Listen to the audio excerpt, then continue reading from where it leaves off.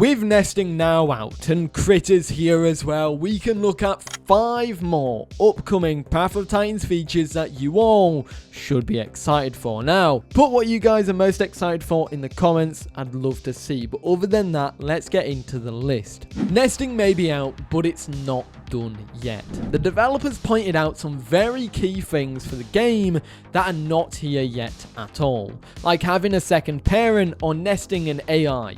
But the most important one to me would be the other feature that was mentioned, being able to carry your babies. Yes, you can grab and carry baby and small dinosaurs in your mouth currently, but that's only locked to specific playables. Sarcosuchus, Hatzegopteryx, I'm pretty sure, are the only 2 that can do that. And in most cases, it's with malicious intent. You know, it's technically not your parent. He's gonna drag you into the ocean and maybe kill you. Or you're gonna get a very nice guy who's gonna, you know, take you across the rivers and save you and then drop you and leave you in the middle of the lake. We don't know what's going to happen.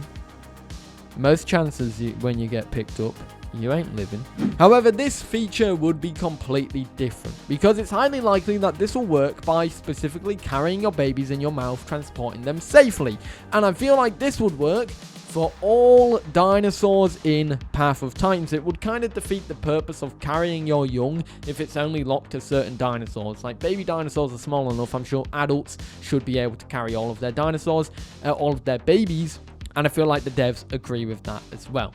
Of course, it was only acknowledged in a passing comment, so we are not sure on how this will work, and there'll probably be more information on this in the future, but this is likely a future nesting content update that we can all enjoy. 200 player servers are coming to Path of Titans in the near future, and this, I think, could be one of the closest features coming to the game. The developers have worked extremely hard on optimizing servers for the game, ensuring that the performance on servers is better and better at higher numbers, at higher capacity pretty much. Remember 2 years ago, or a year ago pretty much, when we had 100 players on a server and it was insanely laggy, or any server using over 100 players with reserve slots would just feel sluggish, and every player would turn into an Enderman and just teleport around as if, you know, they were stood in the rain or in the middle of the day on Minecraft. So the current servers on Path of Titans would essentially double their player base, and it's highly likely that if we get what the devs are hoping for, you'd get the current performance that we have, but with double the players. And performance at the moment is really good. You're getting very high tick rates. You know, before you used to get 20 out of 60 tick rates. Now you're getting around 50 to 60 out of 60 tick rates, which is insanely good. And they've been doing testing for 200 player servers in the past, and those tests went out 200 players and running for like 6+ hours. They had pretty much around 50 odd tick rate, which is insanely good. They weren't below the numbers that they were before with normal server values like 20, which were shambolic. They're actually in good ranges, and I feel like the developers are working to optimize this a little further. Because imagine a server with 200 players and AI creatures. That will be a world full of life. You'll go anywhere and you'll definitely see someone. The world of Path of Titans is changing. Firstly with AI critters, and now we are moving to a massive foliage rework. The plant life, the trees, the flowers, everything. They're working on completely changing the map's foliage to make sure they are more like that of prehistoric environments, and this includes adding a lot of prehistoric plants like cycads, ferns, conifers, you name it. They've shown so many, even these giant ass roots. But that's not the only thing they are doing.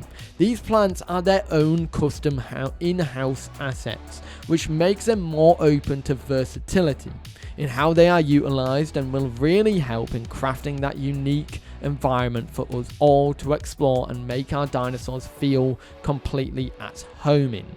Now, there is a big reason why they are doing this, but do remember that they are making their own foliage, and they are aiming to pay very special attention to them during this development period. They've showcased little teasers of that as well, and how it works in optimization, but they want to ensure that these fit a prehistoric environment. But also, speaking of optimization, these will be heavily optimized. We're talking for mobile, PC, Switch, consoles. You know, the ones that are less, well, the ones that don't perform as well, this will work well for them. Less polys on those devices, but that wouldn't affect the overall beautiful quality that we'll be getting. And that, I cannot wait to see. This is huge, and some even argue, including me, that this could come before Microraptor, because it's probably one of those things that's very important, especially when you're thinking of a dinosaur that can climb trees. You want good foliage in the game to be able to climb onto. Although this would take a lot of time though. The developers have admitted reworking trees and foliage is time consuming and often a slow process. Coming into number 2. Is this a feature? No. But is this something that is probably one of the best things to look forward to? Yes. The 10-year plan is the commitment by the developers to continue providing content to the game for additional 10 years once it's released. Now, before I go into this a little bit more, I want you to think about it this way. Path of Titans has been in development since around 2019. Don't take that as 100%, it could have been in development a little bit before, of course, but that's just 5 years from now, back then, right? Nesting, lots of dinosaurs, growth, Gondor, flyers, aquatics, that's all released in the last 5 years. And then we have a long way to go. Maybe even an additional 10 more years. So what is the 10-year plan? Because this pretty much is the way to keep the game filled with content for the next 10 years. In technicality, it would be a live service model. The devs have admitted it will be a live service model, and you'll be getting consistent updates like we are getting now, but for the game's post-launch era. If you want a game with a similar live service model, there's quite a few that you can think about here. World of Tanks is a game that I used to cover a lot on this channel and is a very similar plan, yet very consistent updates. But there's other games like Halo Infinite and League of Legends, all of which have live service models. And some have been out for ages and are still getting that live service. So let's roll back the clock a little bit, because in 2021 the developers first commented on this, saying that they plan for a 5 to 10 year plan or planned life cycle we have to give the game. Saying further in 2023, we're a live service kind of game where we will keep updating the game for like 5 to 10 years or so. Now, this was brought up recently. And when I say recently, it was actually in this video, which has a bunch of other news, including all that nesting news that I talked about earlier. In fact, more, and all the Dino TLCs that are coming soon as well. After being asked if the 10-year plan is currently including current dev or after it launches, the devs said after. So we have what we have now, and then we have some more. 10 years more, in fact. Isn't that incredible? That's a lot of content, by the way. That would be awesome. The biggest and most hyped thing that is coming to the game that isn't nesting, because nesting's now out, or AI creatures, is the AI Dinosaurs. This introduces the AI system currently in the game, but elevates it further with the actual dinosaurs. AI Dinosaurs have been planned for the game for a long time. In fact, there were old tests back in the day which included AI, which you can see on channels like Jin's here, which included showing off these AI, which would walk around, they'd interact with each other, they'd even attack each other. Although it was very janky, this was a very early test, and they would often get stuck, or, you know, just get stuck in trees, or be sad all the time. The developers also talk about AI and how it will be something that works hand in hand with both nesting and the quest revamp that they are planning. They said that there'd even be like an AI quest giver, technically, like it would be an AI dinosaur that would give quests. Maybe you could go help it out or something. And with AI dinosaurs, you'll also be introducing these into a world with maybe a 200 player server.